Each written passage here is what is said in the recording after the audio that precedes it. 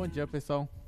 Bom, então hoje a gente vai encerrar a parte de aplicações e encerra o conteúdo aqui de cálculo 1. Então, quais são as aplicações que a gente vai ver hoje? São 3. Essas que eu coloquei aqui para vocês. Ó. A gente vai ver hoje comprimento de arco, trabalho e pressão. Na verdade, é força exercida por um fluido. Tá? Então, são essas três aplicações que a gente vai ver. Lembrando que são aplicações de integral. Tá? Na aula passada, a gente viu como calcular volumes usando integral. Então, a gente viu volume por discos, né, ou fatiamento, a gente aprendeu toda a teoria, como é que calcula, qual é a fórmula. E a gente viu também volume por cascas cilíndricas, né, que a gente também viu toda a teoria, viu lá como era a fórmula e tudo mais. Né? Só que as integrais, elas não estão aí só para isso, né? Elas não estão só para você calcular volume, né? Elas têm muitas outras aplicações na matemática, que é no caso do comprimento de arco, que a gente vai ver hoje, mas também em física, que é trabalho, a gente vai discutir um pouco as definições físicas, né, antes de a gente entrar nesse assunto mesmo, e força hidrostática, né? Força exercida por um fluido, que também é uma aplicação da física e que é muito usada na engenharia, né? Principalmente o pessoal que trabalha com barragens, com hidrelétricas, muro de arrimo. Então, você usa muito mesmo essa teoria. Tá? Ok. Então, desses 3 que eu falei para vocês, o primeiro que a gente vai ver é comprimento de arco. Eu só vou falar aqui rapidinho qual é a nossa motivação, né? O que a gente quer fazer aqui? Olha só. Digamos que você tem uma função que ela é assim, ó. Ela é daqui, sei lá, para cá. Tá? Aí aqui ela começa em A e aqui ela termina em B. Esse é o domínio dela. A função é conhecida, digamos que seja, sei lá, x ao cubo, x à quarta, seno, log natural, enfim. Alguma coisa. O que eu quero saber? Eu quero saber qual é o comprimento desta curva aqui, ó. Ou seja, se eu pudesse pegar uma trena, né, ou então uma linha de medir, quanto será que daria daqui para cá? Lógico, assumindo que aqui é metro, ou centímetro, ou milímetro, tanto faz, alguma unidade de comprimento. Então, eu quero saber qual é a minha medida daqui para cá. Quanto que essa curva aqui mede? Lógico que isso é muito usado, né? Muitas vezes você quer saber exatamente qual é o comprimento de uma curva, ou então qual é o comprimento de um fio, né? Então, isso é uma coisa que você usa muito, né? Ou no seu trabalho, no seu dia a dia. E como é que a gente vai calcular esse comprimento aqui usando uma integral? Primeiro, como é que a gente vai calcular esse comprimento? Bom, vamos lá. Aqui a gente vai fazer aquela boa e velha partição, né? Na nossa integral, você sempre começa particionando esse seu intervalo. Então, por exemplo, digamos que eu fosse fazer uma partição bem simples. Eu vou dividir só em 2 subintervalos. Então, eu vou pegar um aqui no meio, ó. Então, esse meu A é o meu x0, esse aqui é meu x1 e o meu B vai ser o x2. Tá? Ó, eu só dividi em 2 subintervalos, tá? Nesse meu primeiro exemplo aqui, ó. Então, ó, eu vou ter uma imagem bem aqui. Tá. Digamos que eu quero calcular o comprimento desta curva aqui, né? Mas eu não sei qual é o comprimento da curva, então eu vou fazer uma aproximação para esse comprimento. Aí o que eu fiz? Eu particionei, ó, coloquei 2 subintervalos. E agora o que eu vou fazer? Eu vou ligar cada um desses pontos por uma linha reta. Então, ó, vou fazer isso aqui, ó. Daqui para cá eu vou ligar com uma reta. E daqui para cá eu vou ligar com uma reta. Então, por exemplo, eu vou chamar esse daqui de linha 1 e eu vou chamar esse daqui de linha 2. Então, por exemplo, se eu quisesse saber qual é o comprimento aqui, ó, da minha linha 1, tem como eu fazer isso? Tem, né? Você aprendeu lá em geometria analítica a distância entre 2 pontos, por exemplo. Bem aqui, né, você tem uma imagem. Esse A eu estou chamando de x0. Então, esse daqui é o meu f de x0. Esse daqui eu estou chamando de x1. Então, bem aqui, eu tenho o meu f de x1. Né? Aí você aprendeu lá na geometria analítica, lá no ensino médio, que quando você quer calcular a distância entre 2 pontos, a reta que liga 2 pontos, você pode aplicar o teorema de Pitágoras, né? Você forma um triângulo aqui, ó, triângulo retângulo, sendo que a base do teu triângulo é justamente essa medida aqui, né? E a altura do teu triângulo é justamente essa medida aqui. Aí tu aplica Pitágoras, né? E a tua hipotenusa é justamente o teu L1. Aí tu colocaria assim, ó, L1 ao quadrado é igual. Aí você teria isso daqui ao quadrado, né? Só que qual é essa medida aqui? É x1 menos x0. Então é x1 menos x0 ao quadrado mais esta medida aqui, que é f de x1 menos f de x0. Então você vai ter aqui, ó, você vai ter f de x1 menos f de x0 ao quadrado. Aí só que você quer a medida desse comprimento aqui, né, dessa hipotenusa. Então você aprendeu que isso aqui é igual a raiz quadrada. Aqui é só o mais, porque eu estou falando de comprimento. Então o comprimento não pode ser negativo. Então não precisa colocar mais ou menos, só um mais mesmo, tá? Então vai ficar raiz quadrada.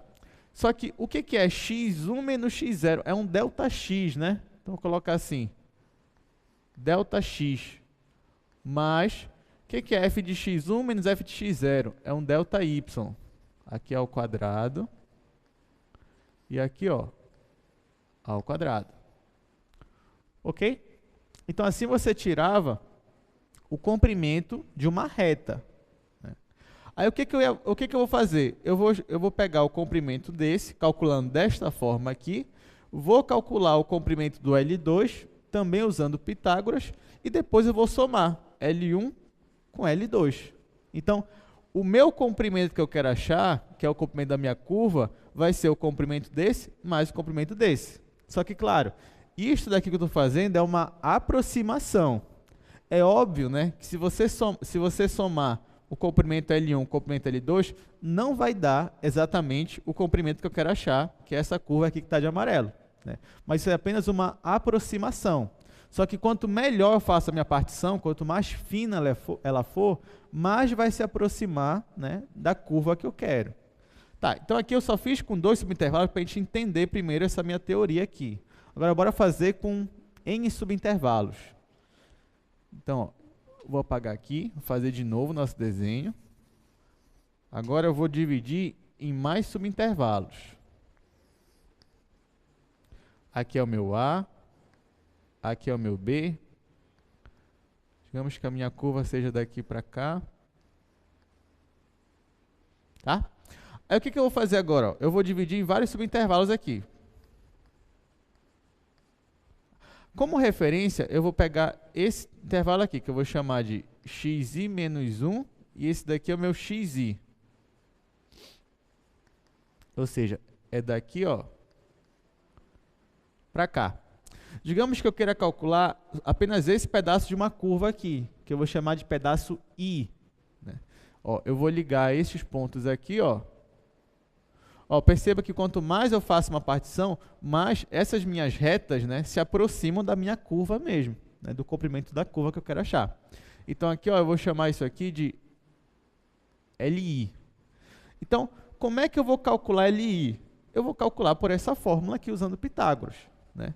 Então, ó, o meu LI ao quadrado vai ser, só que aqui vai ser xi menos xi menos 1. Aqui vai ser f de xi menos f de xi menos 1. Né? Aqui eu vou ter um ΔXi e aqui eu vou ter um ΔYi. E esse daqui vai ser o meu comprimento LI. Tá? Então, ó, pegando uma curva, um pedaço lá da minha curva geral, que eu chamei de LI, se eu quero calcular essa reta aqui, eu aplico Pitágoras e obtenho essa minha formulação aqui. Tá? Tá, só que eu vou fazer aqui? O que dá para mexer aqui? Eu vou colocar esse ΔXi ao quadrado em evidência. Olha lá. Então vai ficar assim, ó.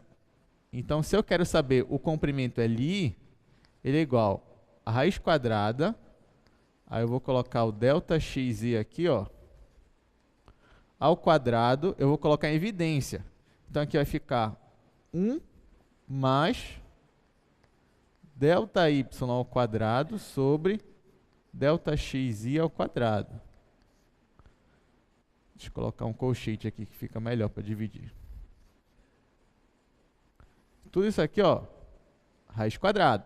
Então, veja, daqui eu só fiz colocar este meu termo aqui em evidência, né? Então, aqui ficou 1 e aqui ficou isso sobre isso, né? Isso aqui é o quadrado sobre isso aqui é o quadrado. Tá? Perceba que se eu multiplicar isso com 1, volta para cá. Se eu multiplicar esse com esse, volta para cá. Tá? Só que aqui, ó, como tem delta y quadrado, delta x i ao quadrado, eu vou tirar o quadrado daqui, ó, e vou colocar aqui em cima. Ó. Então, vai ficar bem aqui. Tá? Posso fazer isso? Posso. Aí aqui, como esse ΔXi está aqui ao quadrado, aqui eu estou tirando a raiz quadrada, então eu vou tirar aí da minha raiz quadrada. Então vai ficar assim, ó. O meu Li, ele vai ser igual a raiz quadrada de 1 mais ΔY sobre ΔXi, ΔYi, ao quadrado, vezes ΔXi. Tá? Então, eu só fiz tirar esse daqui, ó, da minha raiz quadrada. E o meu comprimento Li, ele ficou nesta forma aqui. Tá? Dá para melhorar isso aí? Dá. Olha o que eu vou fazer agora. Eu vou aplicar o teorema do valor médio. Isso para derivada. Vocês lembram o teorema do valor médio? Não, né? Ninguém lembra aqui? Tá, vamos relembrar. Dizer assim, ó. Vamos voltar aqui para a minha função. Se você tem uma função... Tá? Que em um intervalo ela é contínua nesse intervalo fechado e ela é derivável nesse intervalo aberto. Então, existe um ponto C dentro desse intervalo aqui, tal que a derivada em C é igual a ΔY sobre ΔX. É aquele teorema que dizia assim, ó, pelo menos em algum momento, a sua reta tangente vai ser paralela à sua reta secante. Não sei se vocês lembram, mas era... Qualquer coisa vocês podem revisar, mas era mais ou menos assim. Então, o que eu vou fazer? Eu vou aplicar o teorema do valor médio, mas apenas para esse meu intervalo aqui, ó, xi menos 1 e xi. Nesse intervalinho aqui, ó, a minha função ela é contínua, ok? E ela também é derivável nesse intervalo aqui, ok? Então, eu posso aplicar o teorema do valor médio. Então, pelo teorema do valor médio, vou colocar assim, ó, pelo teorema do valor médio, existe um ponto que eu vou chamar de CI. Esse CI, ele pertence a esse intervalo aqui, ó, que é xi menos 1 até xi. Deixa eu fazer uma divisão aqui. Tá? Então, pelo teorema do valor médio, existe um ponto C bem aqui, ó, tal que a derivada da função nesse ponto é igual, vou escrever assim, é igual ao ΔYi sobre ΔXi.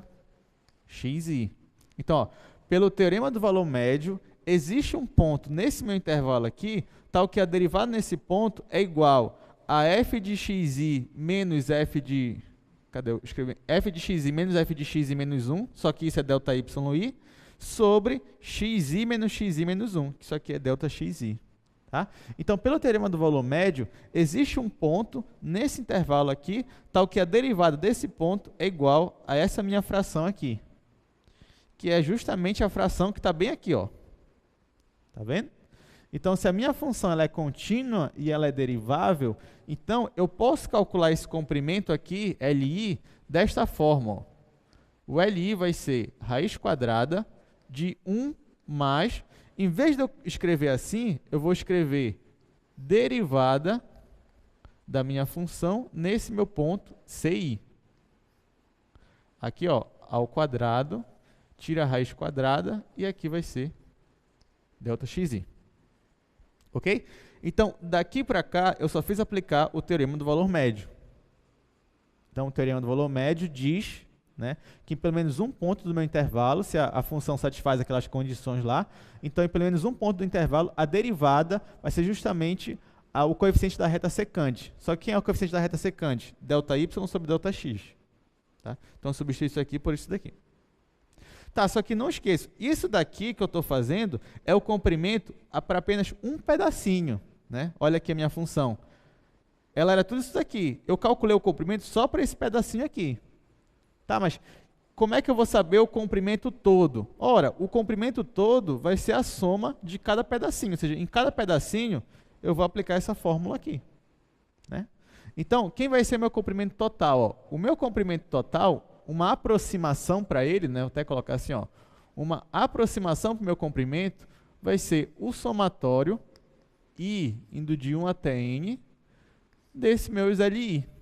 Né? Sendo que cada LI eu faço pela raiz quadrada de 1 mais tarará.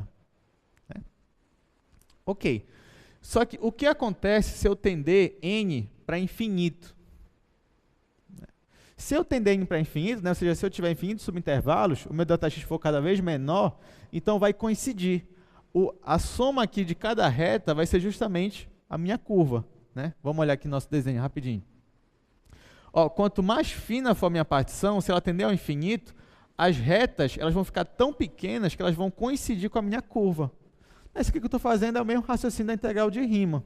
Né? Então, se eu passar o limite nesse somatório aqui para ir tendendo para infinito, eu vou ter justamente o comprimento que eu quero. Então, o meu comprimento ele vai ser o limite deste somatório quando n tende para infinito. Só que lembrando, quem é meu LI? LI é a raiz quadrada de 1 mais derivada em CI ao quadrado delta xi. Tá? Só que isso daqui é a minha soma de Riemann. Então, quando eu pego o limite dessa minha soma de Riemann quando n tende para infinito, eu vou ter quem? A minha integral definida. Então, olha só, se eu quero calcular o comprimento de uma curva, ela vai ser a integral de A até B da raiz quadrada de 1 mais a derivada de x ao quadrado, tudo isso aqui dentro da raiz, e eu estou integrando em relação a x. Então, quando eu passo o limite para integral infinito neste somatório aqui, isso aqui, por definição, é a minha integral definida. Então, se eu quero calcular o comprimento de uma curva, o que é que eu faço? Eu vou integrar de A até B essa minha função aqui, ó, raiz quadrada de 1 mais a derivada de x ao quadrado. Quando eu integro isso aqui, eu acabei de provar, acabei de mostrar que isso aqui vai te dar o comprimento do arco que tu quer, nesse intervalo que você está considerando. Deu para entender? Então, é esta fórmula aqui, ó, que nós vamos usar. Esta daqui que você precisa saber. Esta daqui é a fórmula para calcular o comprimento de um arco. Então, até aqui a gente só fez deduzir ela. A gente chegou até aqui, agora a gente vai aplicar essa fórmula. Tá? Eu trouxe aqui alguns exercícios para a gente.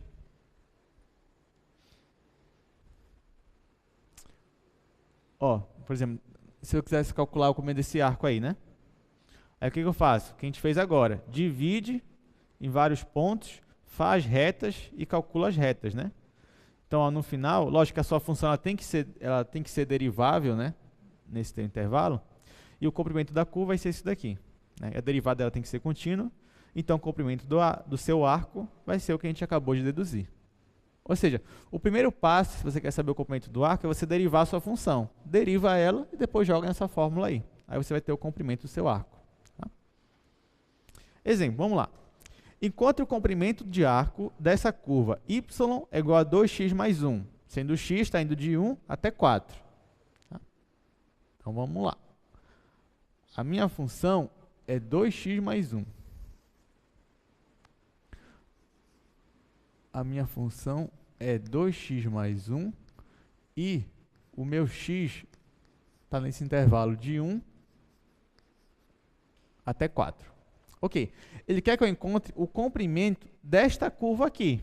Então, o que eu vou fazer? O primeiro passo é derivar o meu y. Então, vamos lá. Quando eu derivo o meu y, a derivada disso daqui vai ser 2. Né? Agora, eu quero saber o comprimento do arco dessa curva aqui nesse intervalo. Eu vou aplicar minha fórmula.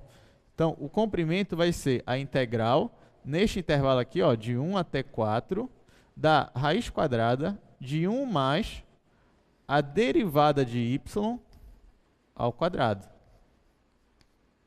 Só que a derivada de y é 2.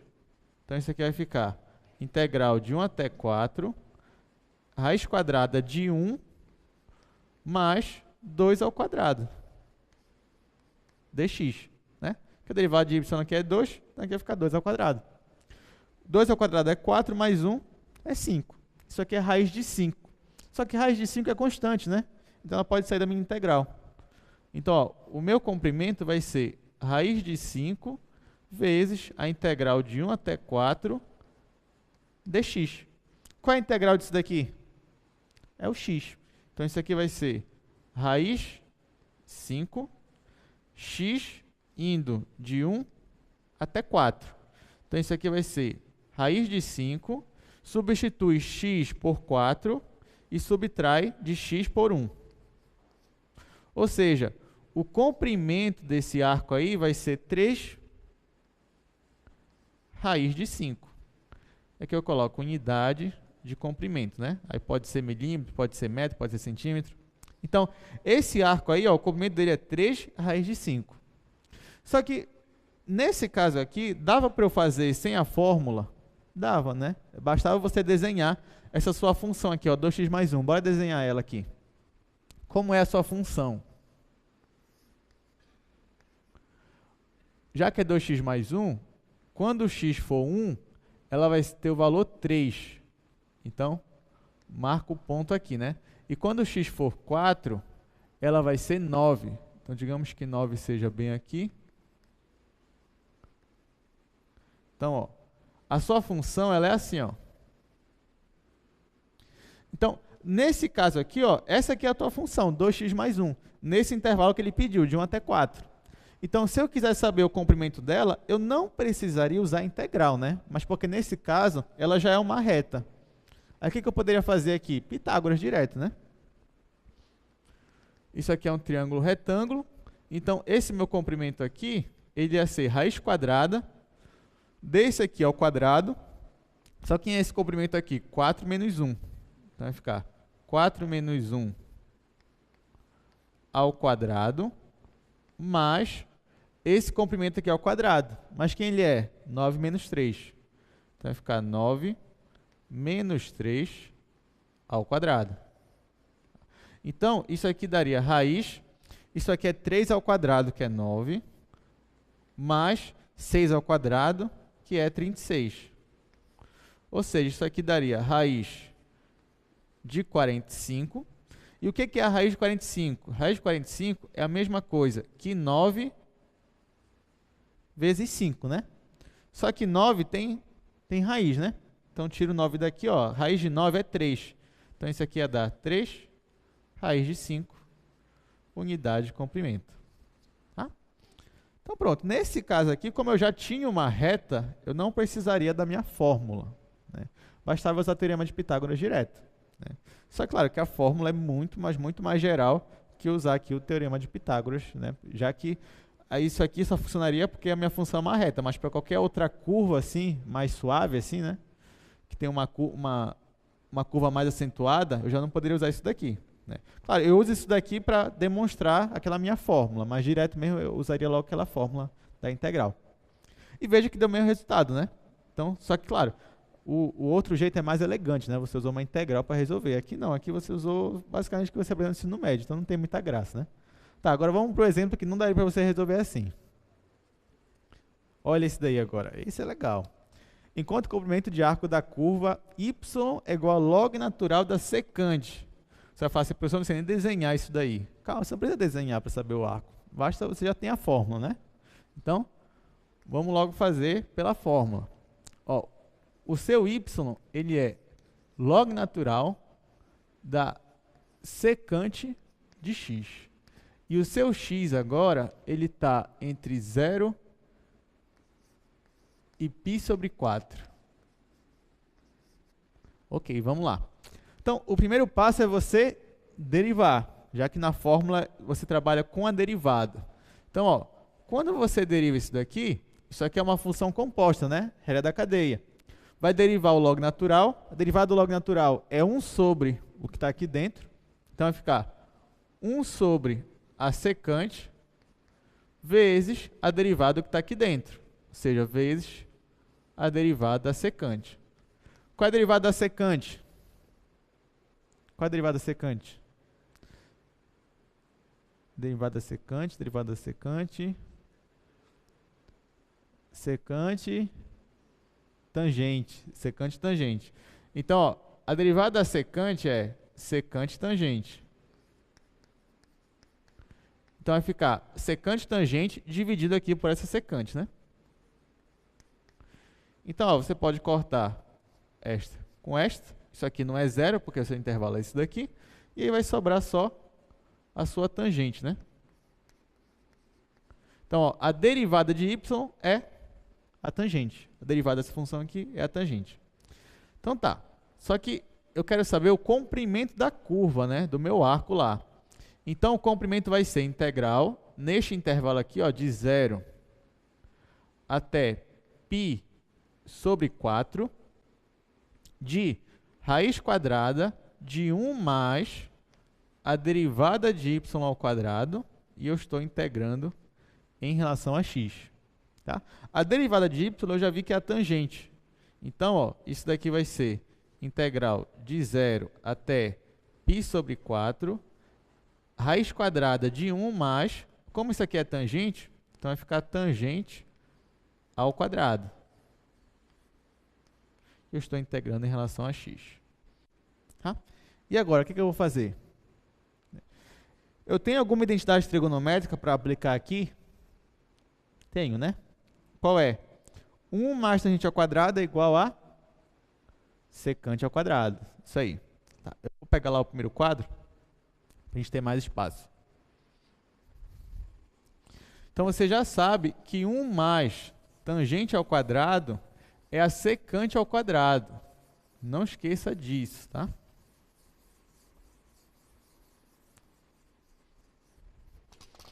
Olha lá, só para relembrar, né? Você sabe isso daqui. Seno ao quadrado mais cosseno ao quadrado é igual a 1. Se você divide todo mundo pelo cosseno ao quadrado, ó, eu divido esse aqui pelo cosseno ao quadrado, eu divido esse aqui pelo cosseno ao quadrado, e eu divido esse aqui pelo cosseno ao quadrado, aí isso sobre isso aqui é tangente ao quadrado, cosseno ao quadrado sobre cosseno ao quadrado é 1, e isso sobre isso é a minha secante ao quadrado. Então, tangente ao quadrado mais 1 é a secante ao quadrado. Então, é isso que eu vou aplicar agora, né? Como é que estava a minha curva lá, o comprimento? Estava assim, integral de 0 até π sobre 4 da raiz quadrada de 1 mais tangente ao quadrado. Só que 1 mais tangente ao quadrado, acabei de ver que é secante ao quadrado. Então, isso aqui vai ficar integral de 0 até π sobre 4 da raiz da secante ao quadrado. Aqui eu tenho raiz quadrada e aqui eu tenho ao quadrado, né? Posso cortar. Ficaria o módulo, mas como eu estou nesse intervalo de 0 até π sobre 4, eu estou no meu primeiro quadrante, então secante é positivo. Então não precisa colocar um módulo nesse caso. Então vai ficar assim, ó. O comprimento vai ser de 0 até π sobre 4, isso daqui vai ficar só a secante. Ou seja, você vai ter que integrar a secante. Qual é a integral da secante? Você tem que lembrar, né? Pelo menos como é que faz essa integral. Você multiplica em cima e embaixo por quem? Pela secante mais a tangente. Então, vamos relembrar que a gente já fez isso aqui em sala. Ó, eu quero calcular essa integral aqui. O que eu vou fazer? Eu vou multiplicar em cima e embaixo pela secante mais a tangente. Em cima e embaixo, secante mais a tangente dx. Tá? Aí daqui, o que eu faço? Faço uma substituição. Eu chamo isso daqui, ó, secante mais tangente de quem? De u. Eu vou fazer aqui rapidinho ela indefinida, para a gente não perder tempo com os intervalos. Olha lá, eu tô aqui integrando, eu vou chamar u de secante mais tangente, né? Então, quem vai ser o meu DU? O meu diferencial DU vai ser a derivada disso daqui. A derivada da secante é secante tangente. A derivada da tangente é secante ao quadrado. Tudo isso daqui, né, vezes o meu diferencial dx. Tá? Só que olha só, olha aqui a minha integral, né? Secante vezes secante é secante ao quadrado. Secante vezes tangente é secante tangente. Então, esse numerador vezes dx é o teu du, que eu coloquei ali. E isso daqui é o meu u. Então, a minha integral fica assim, né? Fica integral de 1 sobre u du. Só que a integral de 1 sobre u é o log natural de u. Aqui eu estou fazendo ela indefinida primeiro. Só que quem é o meu u? Secante mais tangente. Então, isso daqui, ó, é o log natural da secante mais a minha tangente. Tá? Então, olha só. A integral da secante, ou seja, a primitiva da secante, é log natural da secante mais tangente. Porque eu fiz logo aqui a primitiva, né, a integral indefinida, para a gente não ter que perder tempo com a troca da variável, né, para poder não perder tempo com os intervalos de integração. Tá, então agora eu já sei que a integral disso daqui vai ser, que é a integral da secante, vai ser log natural da secante mais a tangente. É o que eu vou colocar aqui.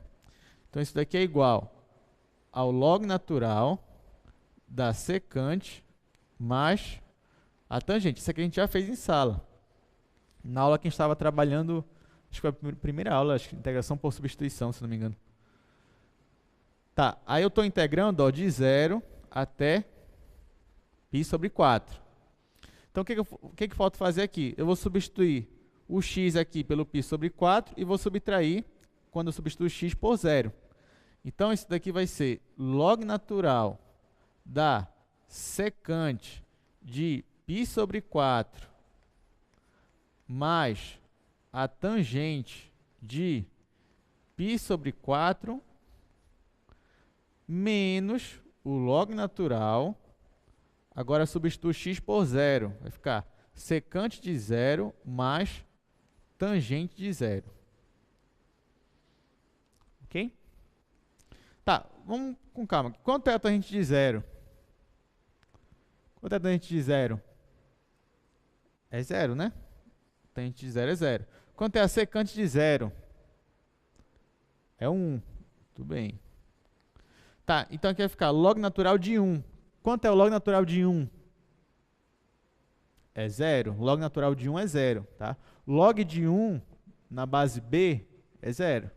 Então, tudo isso daqui, ó, vai zerar. Então, eu só vou ter esse pedaço aqui, ó.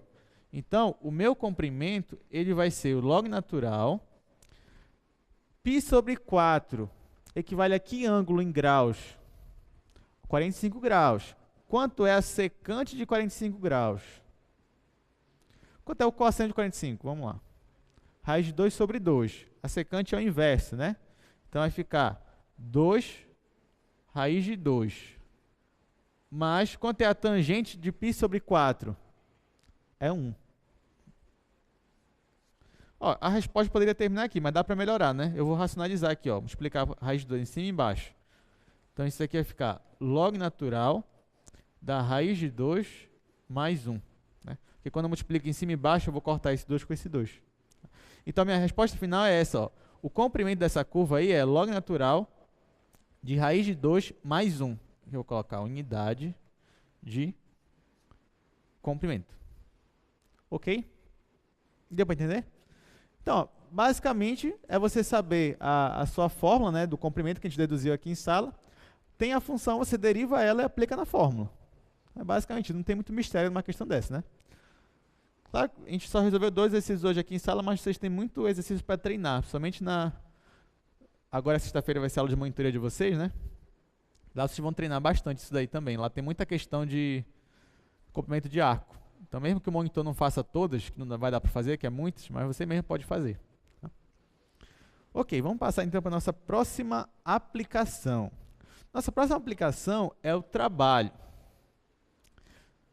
Trabalho é um conceito físico, vem lá da física, né? Só que, antes de a gente falar de trabalho, é importante saber algumas definições, né?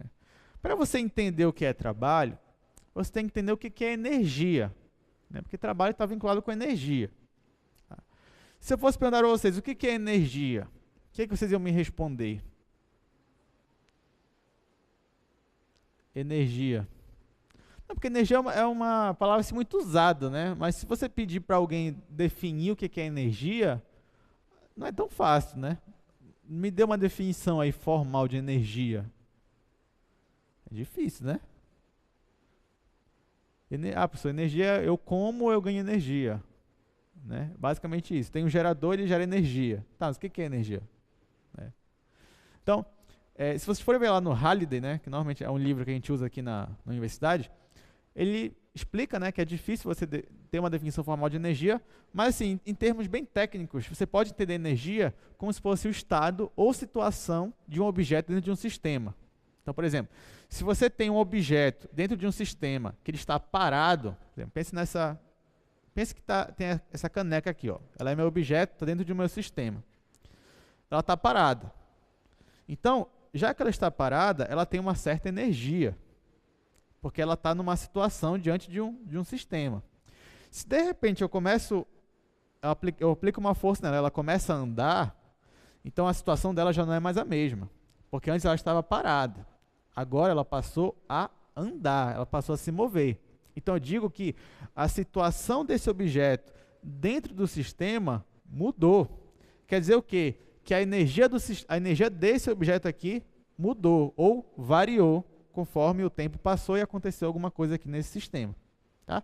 Então a energia você pode entender como se fosse isso. Claro que tem vários tipos de energia. Tem energia cinética, que é a energia que está vinculada com o movimento, com a velocidade do teu objeto.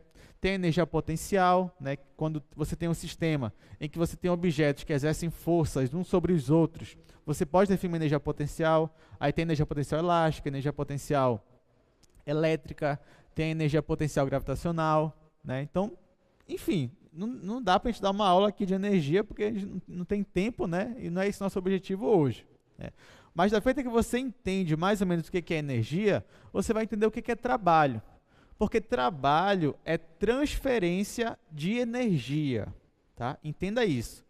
Se alguém perguntar para você, o que é trabalho? Trabalho é um tipo de transferência de energia. Por exemplo, vamos falar de energia cinética, que eu acho que é mais fácil a gente entender. Energia cinética é o quê? Energia que tem a ver com movimento. Então, por exemplo, se o teu objeto está parado, qual é a energia cinética dele?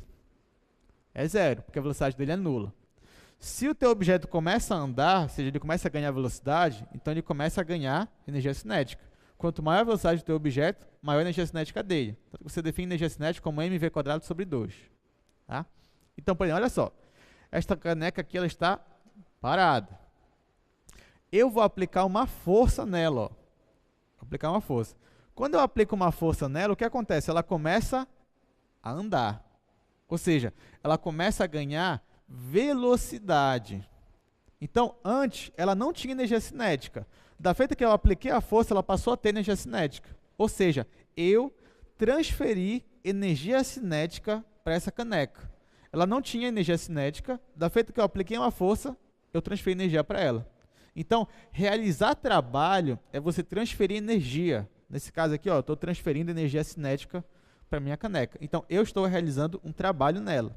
Então, trabalho é transferência de energia. Então, quando ocorre transferência de energia cinética de mim para essa caneca, então está ocorrendo trabalho. Eu estou realizando trabalho. Tá? Eu falei para vocês que trabalho é um tipo de transferência de energia, porque existem outros tipos. Por exemplo, calor também seria um outro tipo, que a gente não vai discutir aqui, calor. Mas, então, o que diferencia trabalho de um outro tipo de transferência de energia? Tá? Trabalho é quando você transfere energia por meio de uma força. É quando você aplica a força. Então, tem uma força envolvida aqui. Por exemplo, eu fiz essa caneca andar. Eu transferi energia para ela. Eu realizei trabalho sobre ela. Mas como eu fiz isso? Eu tive que aplicar uma força, certo? Ó, meu dedo aqui está aplicando uma força que faz ela andar. Né?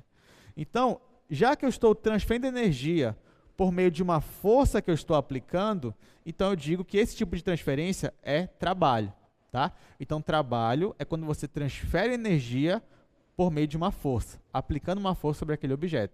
Claro que você pode ou fornecer energia cinética para ele, nesse caso o teu trabalho vai ser positivo, ou você pode tirar a energia cinética dele, um freio de um carro, por exemplo. Nesse caso, o trabalho aqui vai ser negativo, né? É ele que está cedendo energia cinética. Mas enfim, não dá para a gente dar uma aula aqui toda de trabalho e energia. Ia ser legal que pudesse, mas... Então a gente vai ter que ficar com essas definições básicas aqui. Tá? Então, ó, vamos considerar aqui, nesse desenho que eu trouxe para vocês, que você tem um corpo rígido. Aí lá vem mais definição, né? Professor, o que é um corpo rígido? Corpo rígido é quando você considera que um corpo ele não se deforma. Você aplica uma força nele e ele não se deforma, né? É como se cada partícula dentro daquele corpo, né, tem uma certa distância entre ela. Você aplica uma força nesse corpo e as partículas continuam na mesma distância. Olha, você pode até pensar que essa caneca aqui, ó, ela não se deforma quando você aplica uma força, né? Porque ela parece que está a mesma coisa, né? Mas na verdade não. Todo o corpo, quando você aplica uma força, ele se deforma. Mesmo que seja bem minúsculo, né, essa deformação. Mas quando você aplica uma força, que eu estou deformando a caneca, apesar de não parecer, ela parece ser um corpo bem rígido, né? Então, corpo rígido você pode entender como se fosse isso aqui, ó. Você aplica uma força e ele permanece assim, a estrutura dele permanece a mesma. Diferente, por exemplo, de uma almofada bem macia. Se você aplica uma força nela, né, ela se deforma, né, ela afunda. Então, aquilo não seria um corpo rígido para nós, né? Agora, pensa no metal bem maciço mesmo. Você aplica uma força nele e parece que ele não se deforma. Ele se deforma, mas é bem pequeno, né? Mas ele parece maciço, parece que ele se desloca sem deformar nada dentro dele. Tá? Então, isso é um corpo rígido. Então, todo corpo rígido você pode considerar como se ele fosse só uma partícula. Uma única partícula se locomovendo. E é isso que eu estou fazendo aqui, ó. Então, digamos que você tem um corpo rígido e você aplica uma força nele. Da vez que você aplica uma força, ele se desloca por meio desta força aqui. Tá? Deixa eu desenhar aqui rapidinho. Olha lá. Não esqueçam também, vocês já devem ter visto isso em física, que força é uma grandeza vetorial. Tá? Assim como deslocamento. Força e deslocamento são grandezas vetoriais. Então, quando eu falo que força é uma grandeza vetorial, quer dizer que ela tem três componentes, né? Todo vetor ele vai ter uma norma, ou o comprimento do vetor, né? Ele vai ter direção e sentido, né? Então, você representa eles normalmente como setas, lá no seu curso de física. Então, por exemplo, digamos que você tem aqui, ó, você tem um corpo aqui, corpo rígido. Você aplicou uma força nele, pode ser uma força assim, ó.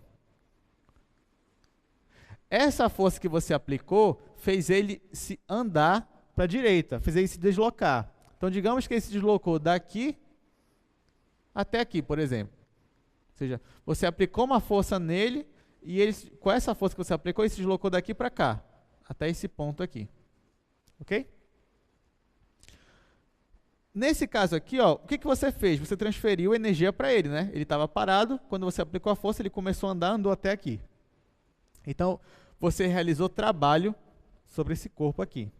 Por definição, o que vai ser o trabalho? O meu trabalho, que eu vou chamar de W, se a força que você aplica no seu objeto é uma força constante e esse corpo é um corpo rígido, então você calcula o trabalho por meio do produto escalar do vetor força com o vetor deslocamento. Tá? Se vocês não viram, vocês vão ver o que é um produto escalar de dois vetores. Tá? Então, ó, se a sua força é constante, então o seu trabalho ele vai ser produto escalar do vetor força com o vetor deslocamento. Ok? Só que o que é produto escalar entre dois vetores? Produto escalar entre dois vetores, uma das fórmulas dele, né, de um produto escalar é essa daqui, ó. É quando você pega a norma do vetor força, multiplica com a norma do vetor deslocamento e multiplica com o cosseno do ângulo entre os vetores. Então, por exemplo, se daqui para cá, ó, o meu vetor força está para cá, o meu vetor deslocamento está para cá, então aqui eles formam um ângulo θ. Né? Então, o meu trabalho realizado vai ser o produto escalado do vetor força vezes o produto escalado do deslocamento vezes o cosseno aí do ângulo entre eles. Tá? Então, se a força é constante, você calcula o trabalho dessa forma aqui. Tá? Agora, olha só. Normalmente no ensino médio você aprende assim, né? Muitas vezes você aprende assim. Digamos, está aqui o seu objeto. E aí você aplica um vetor força para cá. E ele também vai se deslocar para cá. Né? Nesse caso aí, ó, o seu trabalho vai ser o produto escalado do vetor força vezes o produto escalado do vetor deslocamento vezes o cosseno do ângulo entre eles. Mas se eles estão na mesma direção e mesmo sentido, qual é o ângulo entre esses vetores aqui? É zero. Então isso aqui vai dar zero e o cosseno de zero vai ser 1. E aí, ó, o seu trabalho ele vai ser força vezes deslocamento. Normalmente é assim que você aprende, né? Mas esse aqui é um caso muito específico, que é quando a sua força é constante, que você aplica, e quando os vetores estão na mesma direção e no mesmo sentido. Aí você pode ter essa fórmula aqui. Então, por exemplo, se você aplica uma força de 10 newtons em um objeto, e com essa força de 10 newtons ele se move 2 metros, então quanto vai ser o seu trabalho? Ser 10 vezes 2, que vai ser 20. Tá? Então, ó, um exemplo aqui, só para a gente entender melhor. Um exemplo. Se você aplica uma força, você está numa situação dessa daqui, você aplica uma força de 10 newtons, e com essa força o teu objeto se desloca 2 metros, então o teu trabalho realizado vai ser 10 vezes 2, ou seja, vai ser 20. 20 o quê? A força está em newton, a distância, o deslocamento está em metro, então é 20 newton metro. Só que essa unidade aqui ela é mais conhecida como joule, quando você está falando de força. Então, nesse caso, ó, o seu trabalho aí foi de 20 joules. Ok? Tá. Mas essa fórmula é quando a sua força ela é constante. E quando a sua força não é constante? E aí, como é que você faz? É isso que a gente vai saber agora, né?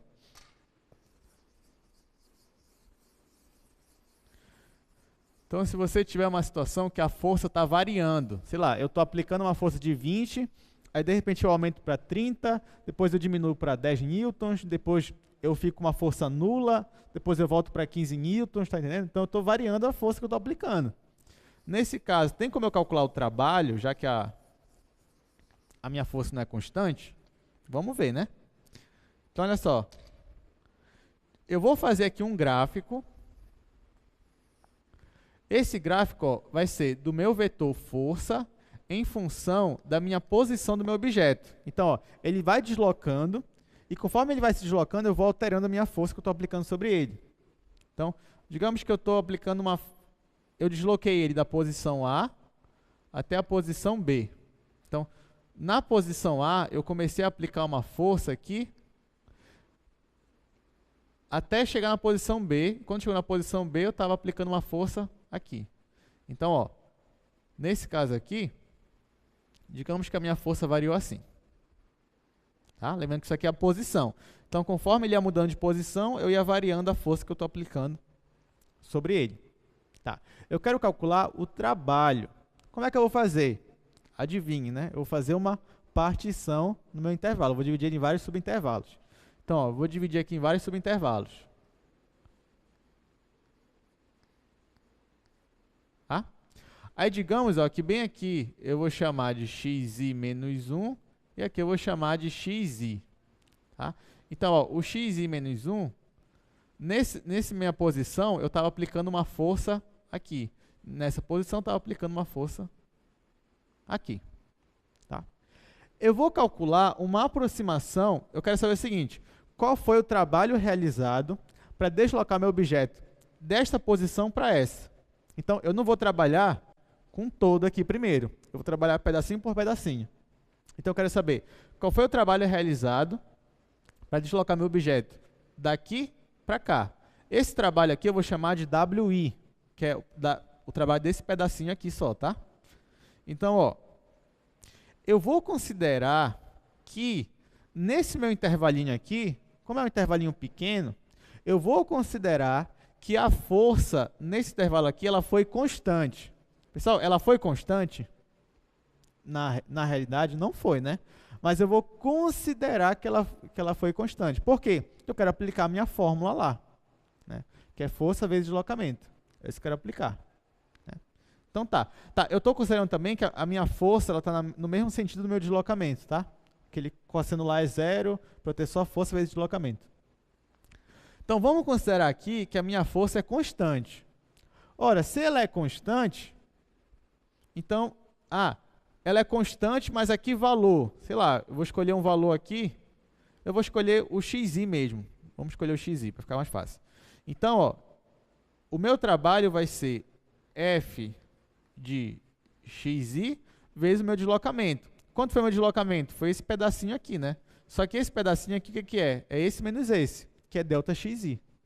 Então, o meu trabalho foi F de xi vezes delta xi, ou seja, força aplicada vezes meu deslocamento. Só que isso foi o trabalho para deslocar nesse pedacinho aqui, né? Só que eu vou calcular isso aqui para cada pedacinho.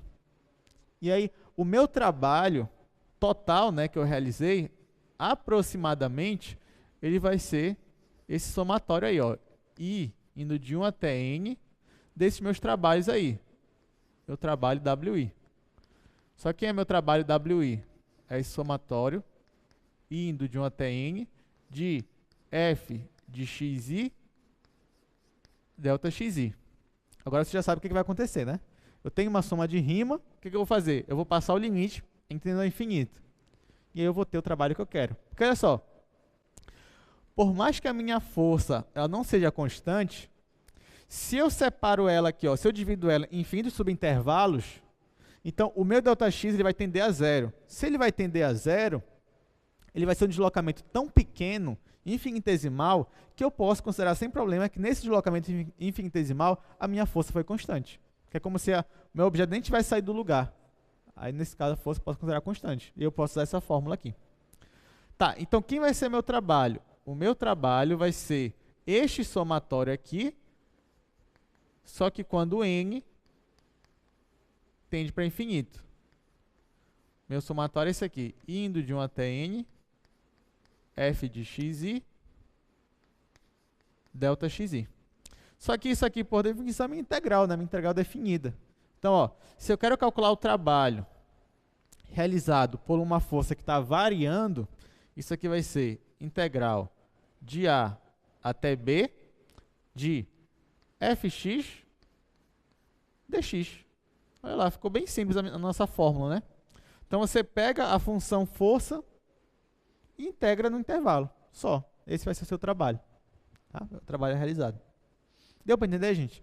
Então, é essa fórmula aqui, ó, que a gente vai usar para calcular trabalho. Tá, então vamos lá. Então, tá aqui, ó. O trabalho realizado por uma força deslocando uma partícula de A até B vai ser dado por essa nossa integral aqui, né? Muito bem. Então, exemplo. Uma partícula é movida ao longo do eixo x por uma força que mede, ó, ele te dá quem é a tua função força. A unidade da força é o Newton, que é no SI, Sistema Internacional. Aí o que ele quer saber? Calcule o trabalho realizado para mover a partícula da origem até 9 metros. Então, para você mover essa partícula aí, de 0 até 9, aplicando essa força aqui, quanto de trabalho você vai precisar? Quanto você vai realizar de trabalho? Então, vamos ver, né? Ó, ele já te deu a função força. Ele quer saber o trabalho realizado para deslocar da posição 0 até 9. Então, ficou fácil, né? Você já sabe que o trabalho vai ser a integral. Então, vai ser a integral de 0 a 9 dessa força aí. Então, vamos ver como é que vai ficar isso daí. Deixa eu só escrever aqui. A minha força, ela é 10 sobre 1 mais x quadrado. O meu x, ele está indo de 0 a 9. Então, tá aqui, ó. A minha força é essa, por esse meu intervalo aqui. Eu quero saber qual foi o trabalho realizado para mover a partícula de 0 até 9. Tá? Só vou aplicar a minha fórmula, né? Então, trabalho vai ser a integral de 0 até 9, que foi o intervalo que ele me deu, da força, e eu vou integrar em relação a x. Quem é a minha função força? Essa daqui. Então, ó, eu vou ter que resolver essa integral. De 0 a 9 é 10 sobre 1 mais x ao quadrado. Eu tinha um quadrado aqui, né? Vamos voltar aqui para o slide rapidinho. Acho que eu esqueci um quadrado. Ah, tá. Não, é 1 mais x, aí isso aqui que é o quadrado. Pronto. Tá. Já ajeitei aqui. Ok. Então, ó, para eu calcular o trabalho realizado, eu vou ter que calcular essa integral aqui. Então, perceba que, basicamente, para saber aplicações, você tem que saber a fórmula. Se você souber deduzir, melhor ainda, de onde ela vem, você vai entender. E saber integrar, né? Porque no final você vai ter que resolver uma integral aqui. Você vai ter que usar substituição, ou por partes, ou direto mesmo. Você que tem que treinar para saber resolver rápido isso daqui. Então, nesse caso aqui, ó, eu vou usar substituição. Então, eu vou chamar... Ah, tá, só que antes, esse 10 é constante, então eu vou tirar ele da minha integral. Vai ficar assim, ó. Vai ficar 10, integral de 0 até 9, de 1 sobre 1 mais x ao quadrado dx. Tá? Eu vou usar a substituição. Aqui, eu vou chamar u de 1 mais x. Então, o meu u vai ser 1 mais x.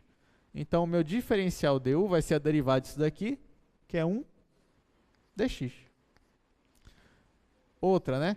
Se o x é 0, então o meu u vai ser 0 mais 1, vai ser 1. E se o meu x é 9, então o meu u vai ser 9 mais 1, que vai ser 10. Tá? Aí quando eu aplico a minha substituição, a minha integral vai ficar assim, ó. Vai ficar trabalho é igual a 10 vezes integral de 1 até 10.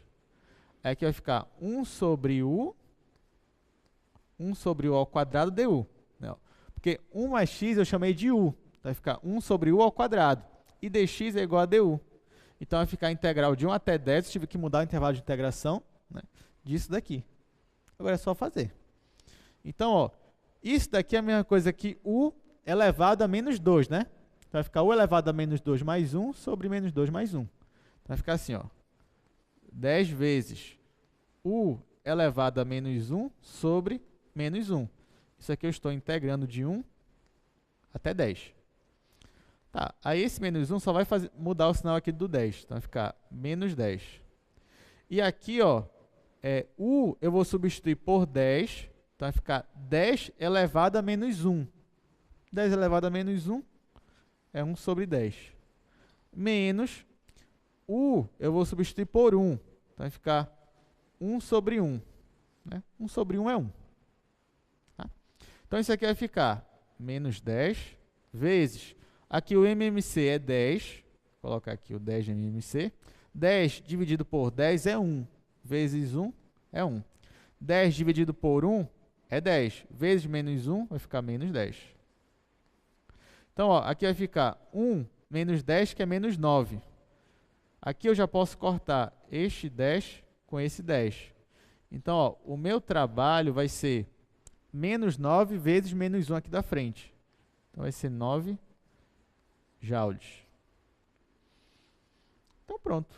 Eu sabia a fórmula, sabia como calcular trabalho, sabia a função, né, a função força. Calculei a integral, cheguei no resultado, 9 joules.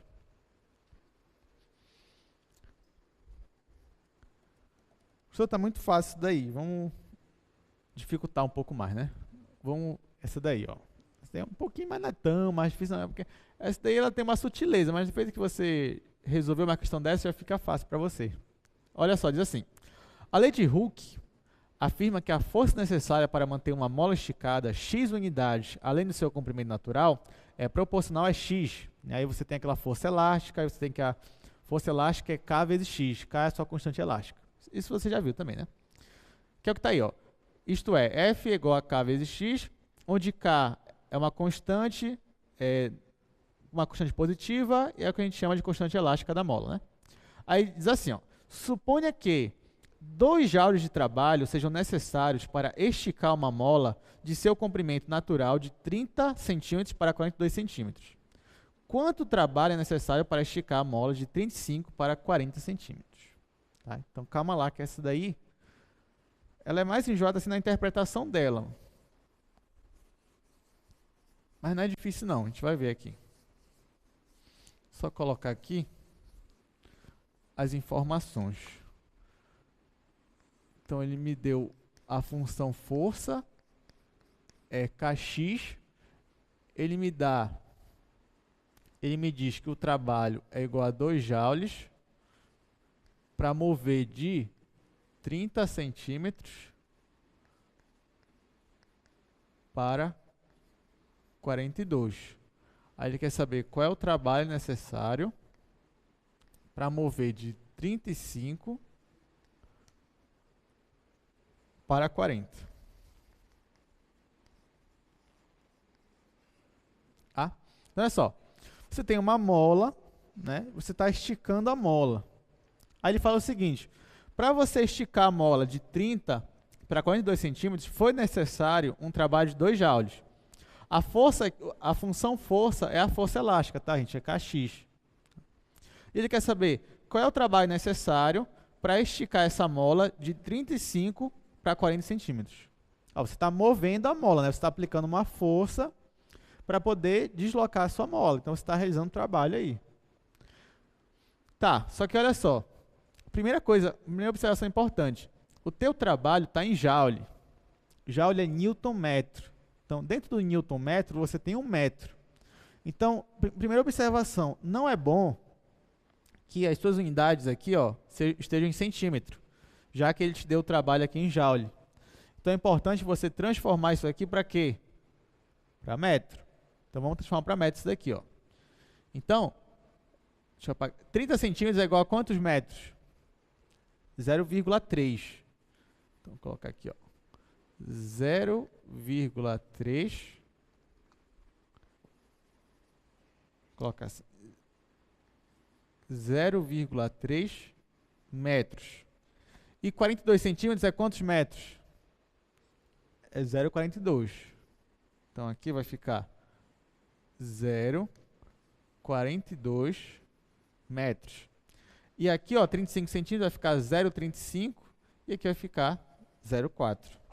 Então, aqui vai ficar 0,35 metros e aqui vai ficar 0,4 metros. Aí tá. Por que ele te deu essa informação aqui, ó? Porque ele não te falou quanto é a tua constante elástica. Isso é uma constante, mas ele não te falou quanto ela vale. Então, ele te deu essa informação aqui justamente para tu calcular quanto é a constante elástica. Então, por exemplo, ele fala aqui, ó, para você realizar o trabalho necessário para mover ela daqui até aqui é 2 joules. Ou seja, olha só, o trabalho necessário para mover dessa posição para essa, usando essa força aí, que é a tua força Kx, é igual a 2 joules. Isso se tu está movendo daqui para cá. Agora, uma observação muito importante. Tá? Aqui, você já poderia pensar assim, ó, tá indo de 0,3 até 0,42, né? Então, você colocaria aqui, ó, 0,3 e aqui 0,42.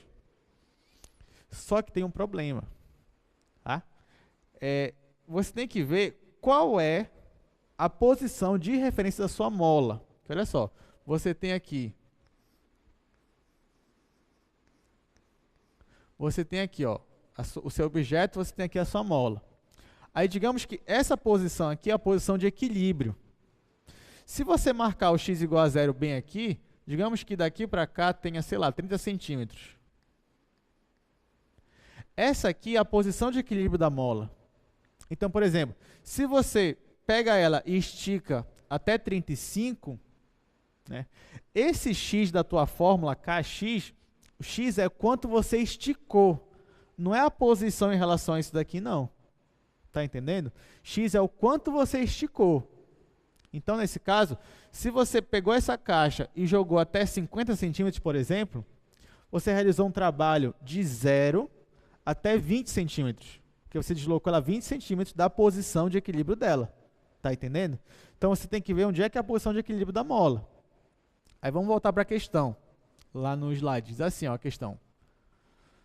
Lá, ó, suponha que 2 joules de trabalho sejam necessários para esticar uma mola do seu comprimento natural de 30 centímetros.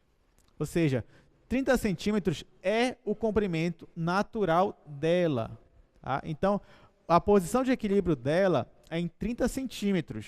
Então, ó, se 2 joules foi necessário para deslocar ela de 0,3 até 0,42, só que 0,3 era o teu ponto de equilíbrio, era o teu zero. Então, daqui para cá, quanto tu esticou da mola? Quanto foi que tu esticou da mola mesmo? 0,12, né? 12 centímetros. Então, o teu trabalho aqui, ó, não vai daqui até aqui, não. Ele vai de 0 até 0,12. Tá? De 0 até 0,12, porque 0,3 é a tua posição de equilíbrio. Então, teu trabalho é isso daqui. Tá? Beleza, então vamos lá. Deixa eu apagar aqui. Tá, então agora que eu sei que o trabalho para deslocar de 0 até 0,12 foi 2, eu consigo calcular a minha constante elástica. É isso que eu vou fazer agora. Então, eu vou substituir a minha função pela minha função mesmo, força, que é Kx. Então, vai ficar assim, ó.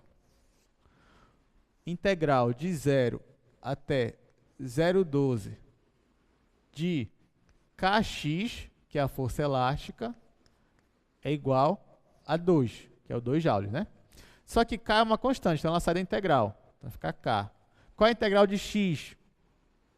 X quadrado sobre 2. Então aqui vai ficar x ao quadrado sobre 2. Eu estou integrando de 0 até 0,12. Isso aqui é igual a 2. Tá? 2 é uma constante, posso até passar para cá multiplicando. Aí aqui vai ficar K. O x eu vou substituir por 0,12. Então vai ficar 0,12 ao quadrado. Menos x eu vou substituir por 0. Vai ficar 0 ao quadrado.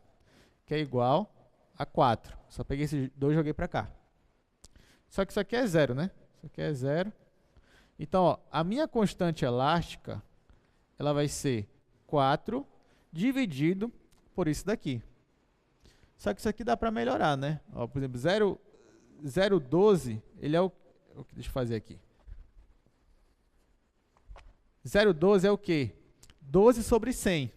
Tá? Então, coloca assim, K vezes 12 ao quadrado, 12 sobre 100 ao quadrado, que é igual a 4. Tá? Que esse 0,12 eu transformei assim. Então, vai ficar 100 ao quadrado, eu vou passar para lá e vai ficar multiplicando. Vai ficar assim, K é igual a 4 dividido por 12 ao quadrado vezes 10 elevado a 4. Tá? E aqui a unidade é Newton por metro. Então, ó, a minha constante elástica ela é igual a 4 dividido por 12 ao quadrado, esse 12 ao quadrado veio daqui, vezes 10 a quarta. Isso aqui vem daqui, ó, 10 ao quadrado, só que passa 10 ao quadrado e passa para lá multiplicando. Aí, ó, não perca tempo fazendo essa conta aqui, porque não é isso que você quer. Você ainda vai usar essa constante depois. Então, depois talvez você corte algumas coisas. Então, deixa assim, não multiplica. Então, eu já sei que a minha constante elástica tem esse valor aqui. Agora que eu já sei quanto é a constante, eu vou calcular o que ele pediu. O que ele quer? Ele quer saber qual o trabalho necessário para deslocar de 0,35 até 0,40. Lembrando que 0,30 é a minha posição de equilíbrio. Então, vamos lá. Olha, se 0,30 é a minha posição de equilíbrio, então, o meu trabalho, ó, ele vai ser em que intervalo? 0,35, em 0,35 eu estiquei quanto a minha mola? Só 5 centímetros, né? Que é 0,05. Então, o meu trabalho vai ser de 0,05 até 0,4, que é 0,1. Ó, porque o estado natural é 30 centímetros. Então, a mola em 35 centímetros, ela alongou 5 centímetros, 0,05. Então, ela foi de 5 centímetros alongada até 0,40, que é 10 centímetros alongada. Então, por isso que eu coloquei de 0,05 até 0,1. Deu para entender, gente? Porque isso, a posição de equilíbrio é 0,3. Então, em 0,35, a mola estava alongada 0,05. E em 0,4, ela estava alongada 0,1. Tá? Porque a minha posição de equilíbrio é 0,3.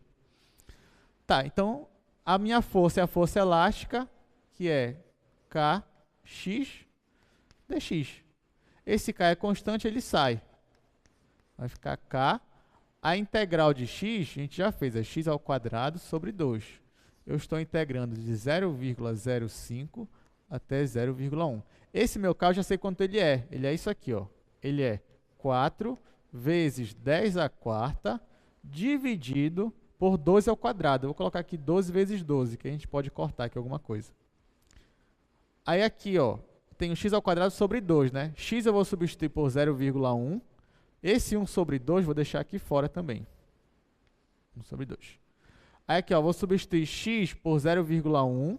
Só que 0,1 é 1 sobre 10, né? Então, vou colocar aqui, ó, 1 sobre 10 ao quadrado, menos 0,05 é a mesma coisa que 5 sobre 100. Então, vou colocar 5 sobre 100 ao quadrado. Agora tem que fazer essa conta aqui, né? Tá difícil? Não tá difícil, o problema é que é muita conta, né? Pra gente fazer. Mas, assim, a ideia você já tem. Tá, vamos cortar aqui algumas coisas. Eu vou cortar esse 2 com esse 4, que vai ficar 2. E aqui eu vou ter que tirar MMC, né? Então, isso aqui vai ficar 10 a quarta dividido por 12 vezes 12. Aqui vai ficar 1 sobre 100. Aqui vai ficar 25 sobre 1000. Eu já vou tirar o MMC, que é 1000. Não, 1000 não, é 10.000. Então, ó, aqui vai ficar 10.000, que é 10 a quarta. Aqui, ó, isso aqui é 1 sobre 100, né? 10 a quarta dividido por 10 ao quadrado é 10 ao quadrado. Vezes 1, fica 10 ao quadrado, que é 100. Menos 10 a quarta dividido por 10 a quarta é 1. 1 vezes 5 ao quadrado é 25. Então, tá aqui. Aqui eu só pulei algumas etapas, tá, gente? Para a gente não perder muito tempo. Mas aqui, ó, eu elevei ao quadrado, ficou 1 sobre 100. E aqui ficou 25 sobre 10.000. O MMC entre 100 e 10.000 é 10.000. 10.000 é 10 a quarta. E eu só faço fazer as contas lá e vejo aqui se ficar 100 menos 25. Aí, ó, aqui está 10 a quarta, aqui está 10 a quarta. Então, corta esse com esse. Aqui vai ficar 75. Então, vai ficar assim. O meu trabalho vai ser 75, só que o que é 75? 25 vezes 3, né?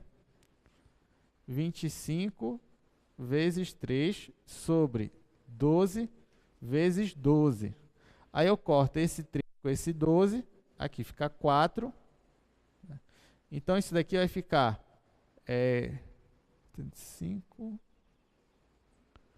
25 sobre 48. Só que não era essa a resposta, eu errei alguma conta no caminho.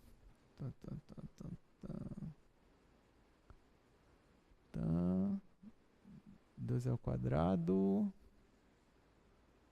Onde foi que eu errei a conta? Aqui dá 75. 75 é 3 vezes 25, ok.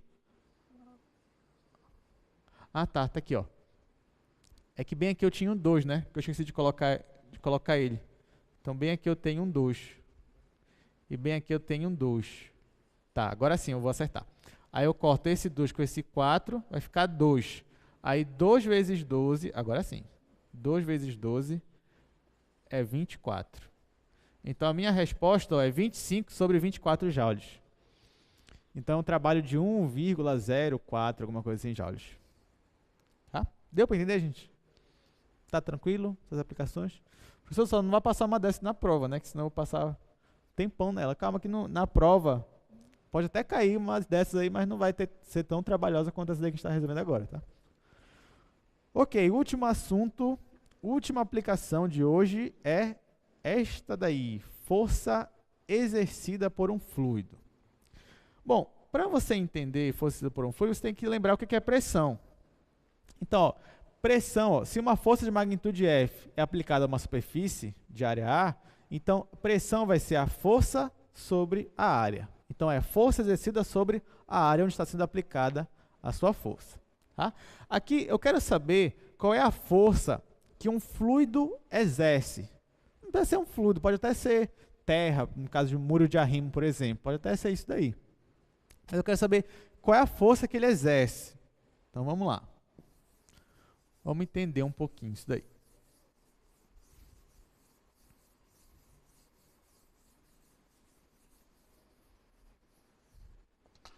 Olha lá, digamos que você tenha um fluido, pode pensar na água mesmo, ou outro líquido.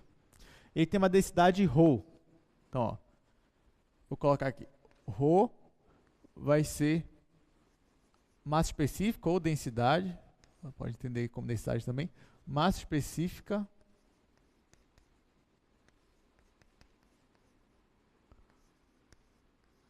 do fluido.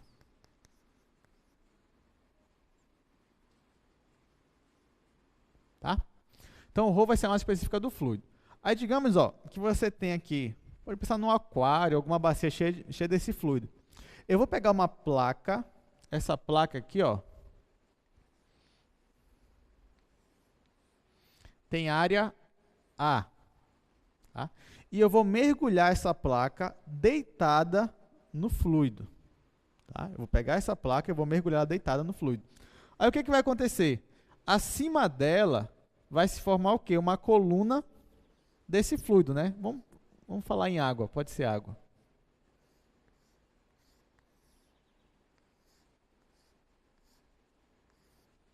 Ó, quando eu pego essa placa e mergulho, acima dela eu vou ter uma coluna desse fluido, né? Essa coluna desse fluido vai exercer um peso em cima dessa placa, uma força gravitacional, certo? Então tá. Então olha lá, a força que o fluido exerce sobre essa placa vai ser a força gravitacional desse bloco, desse fluido aqui, dessa coluna desse fluido, certo? Força gravitacional é massa vezes aceleração da gravidade. Só que a massa aqui, ó, é a massa do fluido, tá? Porque pensa só, você tem uma bacia assim enorme de fluido, de água, bora falar de água. Você tem uma bacia enorme de água. Aí você mergulha um pedaço de metal desse tamanho aqui nessa bacia enorme. Da feita que você mergulha, a força que o fluido exerce nele seria igual à força de toda a bacia cheia de água? Não, né? Só vai exercer uma força nele aquele fluido que está acima dele. No caso, a coluna de fluido que está acima dele. Estão entendendo? Lógico, se você tivesse uma chapa do tamanho da bacia e colocasse ela lá no fundo da bacia, aí nesse caso sim, todo o fluido que estaria na bacia estaria exercendo peso sobre a sua placa. Mas nesse caso não, a sua placa é menor e você está mergulhando ela só até uma certa altura. Uma certa altura aqui que eu vou chamar de H. Então, não é todo o fluido que está na bacia que vai exercer peso em cima da sua placa. É apenas o fluido que está acima da placa. Ou seja, essa coluna aqui de fluido acima da placa. Ok? Então, ó, a massa daqui, ó, a força que o fluido exerce é igual à força gravitacional. Vou colocar assim. Vou colocar assim, melhor. Para a gente entender. Então, ó, a força que o fluido exerce é igual à força gravitacional. Só que força gravitacional é massa vezes aceleração da gravidade. Quem é a massa de quem aqui? A massa dessa coluna aqui desse fluido. Como é que eu vou saber a massa? Eu posso pegar a massa específica e multiplicar pelo volume, né? O que é massa específica? Massa sobre volume. É o quanto que eu tenho de massa em dado um volume lá. Então, se eu quero descobrir quanto é a massa, eu posso pegar a massa específica e multiplicar pelo volume aqui dessa minha coluna, desse fluido aqui. Só que, tem como eu saber qual é o volume que está aqui, em cima dessa placa? Tem, né? Qual é o volume? É a área da placa vezes essa altura aqui. Tá? Então, ó, a força que esse fluido está exercendo vai ser a massa específica do fluido vezes a aceleração da gravidade vezes o volume. Quem é o volume? O volume vai ser a altura que ele está mergulhado aqui, vezes a área da minha placa. Então, ó, se você mergulhar uma placa deitada em um fluido, a força que esse fluido vai exercer sobre a sua placa vai ser a massa específica do fluido, vezes a aceleração da gravidade, vezes a profundidade que você está mergulhando, vezes a área da sua placa. Lógico, quanto maior a área, maior a força. Quanto maior a profundidade, maior a força. Isso aqui é constante, e normalmente para cada fluido isso aqui também vai ser constante. Tá? Então o que você pode variar é a profundidade e a placa, só se você trocar a placa, né? A área dela. Então, ó, força vai ser isso daqui.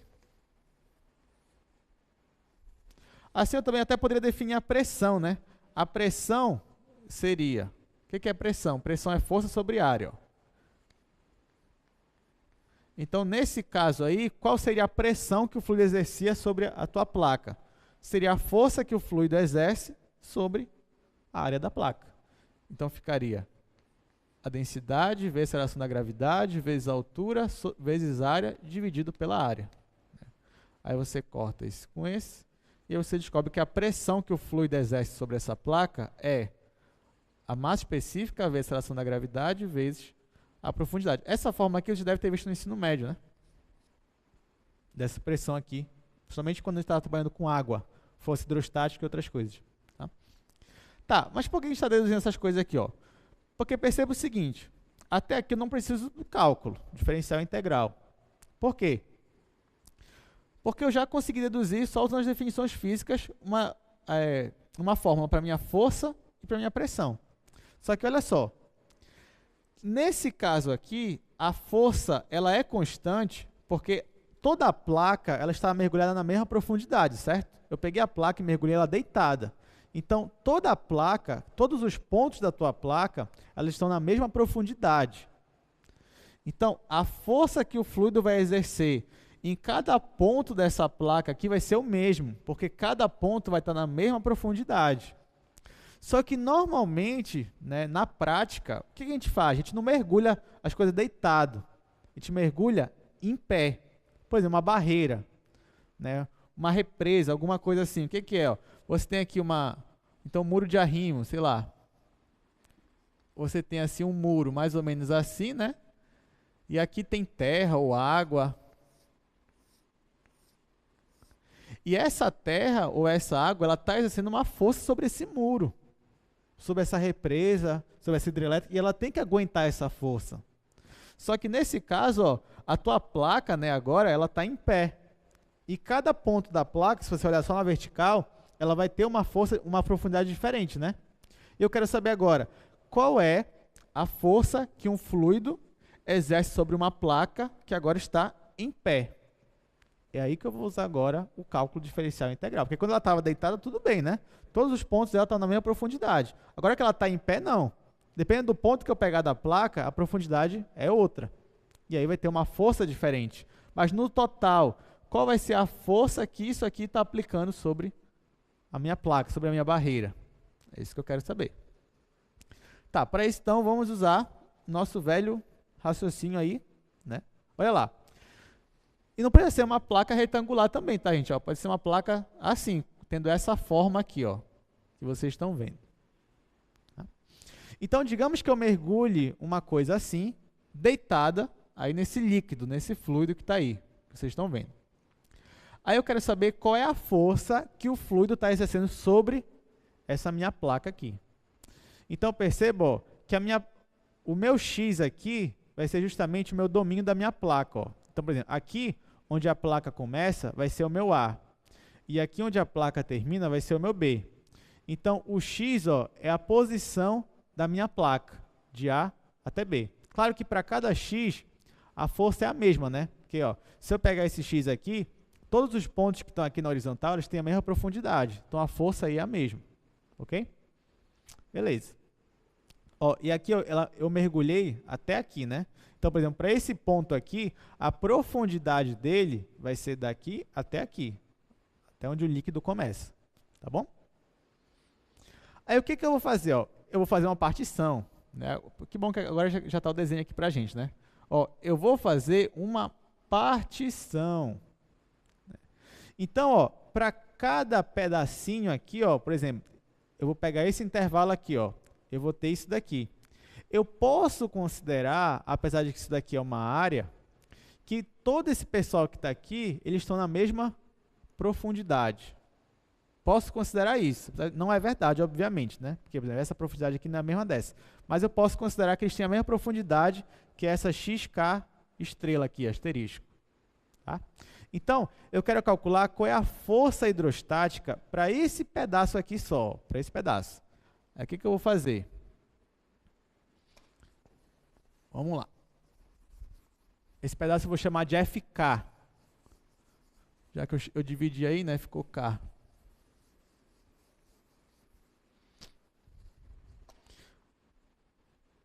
a força desse pedaço aí, que eu vou chamar de K, força hidrostática é massa específica vezes a aceleração da gravidade, vezes a profundidade, vezes a área. Tá? Só que olha só, massa específica e aceleração da gravidade, constante. Ok. Agora, isso daqui está variando. Vamos voltar lá para o desenho. Perceba ó, que a profundidade, dependendo do intervalo que eu pegar, ela muda, né? Então, a profundidade que eu estou pegando é uma profundidade xk. E a área também está variando, né? Conforme eu vou subindo ou descendo, esse meu pedaço aí, essa minha faixa, ela também está variando. Então, esse H e esse A aqui estão dependendo da posição que eu estou da minha placa. Tá, mas quem vai ser a minha área? Vamos voltar para o desenho rapidinho de novo. Ó, quem vai ser a minha área? Vai ser aquilo que eu chamei de W, ó, lá embaixo, que é a base do meu retângulo, vezes a altura. Quem é a altura? É o meu delta xk. Tá? Então, área de um retângulo. Então, vai ficar a base vezes a altura. Então, ó, essa minha profundidade, ela está dependendo de um xk barra, e a minha área, ela vai ser aquele ômega lá, ou W, né? Esse W depende também da posição que eu estou na placa, vezes a minha altura daquele meu retângulo, que é delta xk. Então, ó, a minha força vai ser dada por tudo isso daqui, ó, massa específica vezes a aceleração da gravidade, vezes a profundidade que eu estou, vezes a base daquele meu retângulo, vezes a altura do meu retângulo. Isso é a força exercida pelo fluido apenas naquele pedaço lá da placa. Se eu quero a força toda, o que eu vou fazer? Somatório. Então, ó, a força que eu quero vai ser aproximadamente um somatório, quando K vai de 1 até N, dessas forças aqui, né? Que é a massa específica vezes a gravidade, vezes a altura, vezes a minha base, vezes meu delta xk. Aí, isso daqui é uma aproximação, né? Mas se eu pegar o limite quando n tende para infinito, o que eu vou ter? Eu vou ter justamente o que eu quero, né? Então, de novo, integral de rima, soma de rima, passo o limite para n tender para infinito. Então, ó, a tua força, ela vai ser o limite quando n tende a infinito deste somatório aí, ó. K indo de 1 até n, massa específica, aceleração da gravidade, profundidade, a base do teu retângulo, vezes a altura do teu retângulo. Então, isso daqui vai ser... Ó, então, a minha força vai ser a integral de A até B, da massa específica vezes a gravidade, vezes a profundidade, vezes a base, W, e eu vou integrar em dx. Então, essa daqui é a fórmula da força exercida por um fluido sobre uma placa que está na vertical, na posição vertical. Então, é isso daqui que a gente vai usar. Ó. A massa específica, a aceleração da gravidade, a tua profundidade, a base, né, e você vai integrar isso aqui em relação a x. Deu para entender, gente? Então, essa é a última fórmula de hoje. A gente vai aplicar aí exercício desse tipo aí. Tá. Isso aqui só está uma definição. Opa, pergunta. Vamos lá, Leão, pode perguntar. Ah, teu nome e teu curso, tá?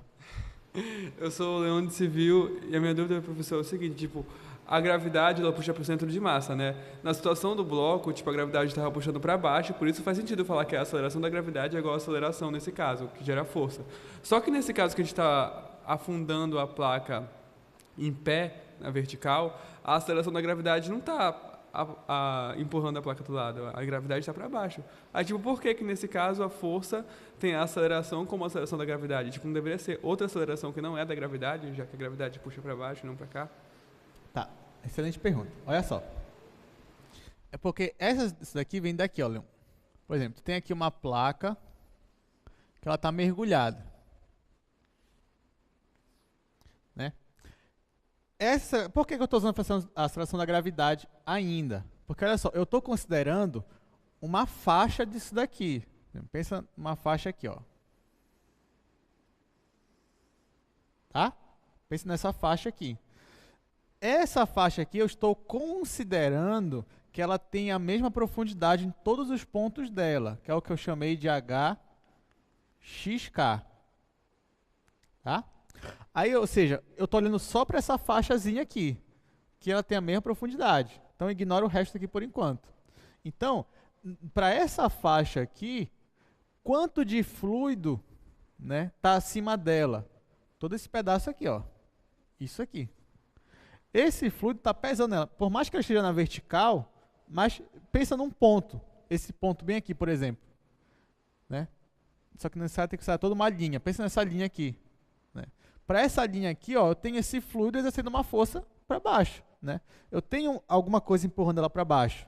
Vai ter uma força empurrando ela para o lado, que é a força que o fluido exerce sobre a placa. Tudo bem. Isso pode gerar uma aceleração para frente? Pode.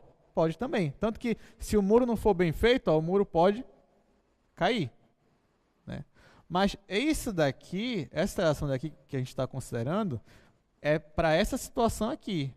Eu estou considerando uma faixa dessa minha placa, eu estou considerando uma linha dela que está na mesma profundidade, e para essa linha eu tenho toda essa coluna de água pesando assim nela, para baixo. Então aqui eu estou usando a força gravitacional. Por isso que a gente primeiro usa o exemplo da placa mergulhada deitada, para a gente entender de onde surgiu isso daqui, e depois dela em pé.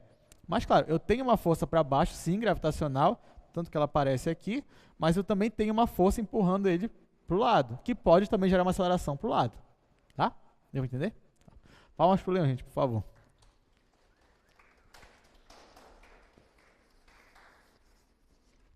Ok. Tá, então vamos aplicar agora, né? Agora a gente sabe a fórmula. Ó, tá aqui a fórmula, né? A gente já provou, já demonstrou, já viu de onde ela vem, né? Já entendemos. A pergunta do Leão foi excelente, né? Para a gente entender melhor isso daí. Agora vamos aplicar. Olha lá, a face de um dique é um retângulo vertical com altura de 100 pés e extensão de 200 pés. Encontre a força total que o fluido exerce sobre a face quando a superfície da água está no nível do topo do dique. Considere o peso específico do fluido igual a 62,4 libras por pé ao cubo. Não se preocupe com essas unidades, tá? Podia ser metro, podia ser newton, metro cúbico, mas tá, libra, pé ao cubo, não tem problema. A gente vai considerar, não precisa transformar, não. Olha lá. Você tem aí um retângulo, né? Ó, a face dele é um retângulo. Eu quero saber quanto é a força que o fluido exerce nessa face dele. Então, você tem isso aqui, ó. Você tem um retângulo. Aqui é 200 pés. A altura dele é 100 pés. Aí, é muito importante que você saiba onde está o seu fluido, né? E ele fala que o fluido está justamente aqui, ó. No topo aqui do dique, ó. O fluido está bem aqui. É importante que você saiba o nível do fluido. Tá? Aí eu quero saber qual é a força. Ah, e ele fala também que a massa, o peso específico. O que é peso específico, gente? É quando você pega a massa específica, né, e multiplica pela aceleração da gravidade. Ó, então, P, que é a massa específica, vezes a aceleração da gravidade, isso aqui é o peso específico. Porque quando você multiplica por G, você não vai mais ter quilo por volume, quilo por metro cúbico, você vai ter newton por metro cúbico, entendeu? Se você pegar a massa e multiplicar a aceleração da gravidade, você vai ter peso. Por isso, quando você multiplica isso com isso, você tem o peso específico que a gente chama. Então, ó, o peso específico é, vamos voltar lá para a questão rapidinho, 62,4. 62,4 libras por pé ao cubo. Tá. Então, ó, eu tenho meu peso específico, ele me deu, é isso daqui, peso específico é a massa específica vezes a aceleração da gravidade, e é esse valor aqui. Tá? Então, vamos lá. A força que o fluido exerce sobre esse fluido vai ser a integral. Olha lá. Ele está mergulhado daqui até aqui, certo? Então, ó, daqui até aqui eu tenho 100 pés. Então, a força vai de 0 até 100. Então, aqui vai de 0 até 100. Aí vai ser massa específica vezes a aceleração da gravidade, profundidade, base, e eu estou integrando em dx. Isso vezes isso, ele já me deu 62,4. Então, ó, isso aqui é constante, sai da integral. Vai ficar 62,4 vezes a integral de 0 até 100. Pessoal, a profundidade vai depender da minha posição, né? Então, por exemplo, se eu estou aqui na posição 0, quanto vai ser a minha profundidade? Qual é a minha profundidade aqui? É 0. Se eu estou aqui na metade, qual é a minha profundidade? 50, né? Se eu estou aqui no final, qual é a minha profundidade? 100. Se eu estou aqui em 80, qual é a minha profundidade? 80. Então, a minha profundidade, o meu hx, ele tá variando conforme uma função x. Tá, ó. Então, para esse caso aqui, ó, o meu hx, ele está variando conforme eu estou variando aqui, né, a altura aqui do meu dique. Tá? E o meu w, ou meu ômega, né? Quem é meu w mesmo, gente? É a base, né? Só que nesse caso aqui, ó, você vai passeando aqui pelo dique. A tua base está variando? Não, né? Você sobe e desce quanto é a base. É sempre a mesma, né? Que é quanto? 200. Então, não esqueça. Isso daqui é massa específica, isso aqui é a aceleração da gravidade. Isso vezes isso é o peso específico, que é o que ele me deu. Tá? Ó, isso daqui, posso dizer que é o peso específico. Tá? Isso daqui é a minha profundidade, nesse caso ela está variando conforme uma função x, e isso daqui é a base, ó, é a base daquele meu retângulo. Nesse caso a base é sempre a mesma, que é 200. Né? Eu não tenho um objeto que está variando, sei lá, um objeto assim, ó, por exemplo, que a minha base ela está, ou então assim, um triângulo, que a minha base que está variando. Não, eu tenho um retângulo, então a base é sempre a mesma. Então, nesse caso aqui, ó, a base é constante e ela é 200. Então pronto, eu já tenho que é meu P vezes G, meu ρ vezes G, é isso daqui. Eu já tenho que é meu H, que é X, e eu já tenho que é meu W, que é 200. Então vai ficar assim, ó, vezes 200 dx. Só que isso aqui é constante, né? Isso aqui também sai. E no final você só vai ter que integrar x. Então vai ficar 62,4 vezes 200 vezes a integral de x, que é x ao quadrado sobre 2. Eu estou integrando de 0 até 100. Aqui, ó, você pode cortar esse 2 com esse 200, vai ficar 100. Então vai ficar assim, ó. A minha força, ela vai ser 62,4 vezes 100, só que 100 é 10 ao quadrado. Vezes esse x aqui, ó, eu vou substituir x por 100. Então vai ficar 100 ao quadrado. Menos, substituir por 0, 0 ao quadrado. Então, ó, no final, isso aqui vai dar 62,4 vezes 10. 100 ao quadrado é a mesma coisa que 10 à quarta. 10 à quarta vezes 10 ao quadrado, isso aqui vai ficar 10 à sexta. Porque isso aqui vai zerar. Então, ó, no final, a tua força, se tu quiser colocar numa notação científica, né, vai ficar 6,24 vezes 10 elevado a 7. Isso aqui a gente está em libra, né? E é isso.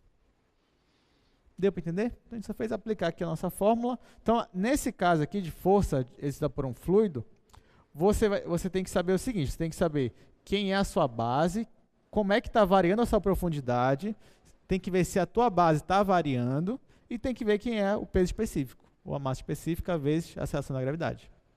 Tá bom? Gente, então é isso. Olha só, faltou uma questão aqui, ó, vou até mostrar aí para vocês ela. Ó, nesse caso aí a base não está variando.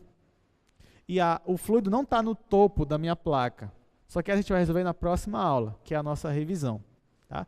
Obrigado, gente. Até sexta-feira. Obrigado pela presença.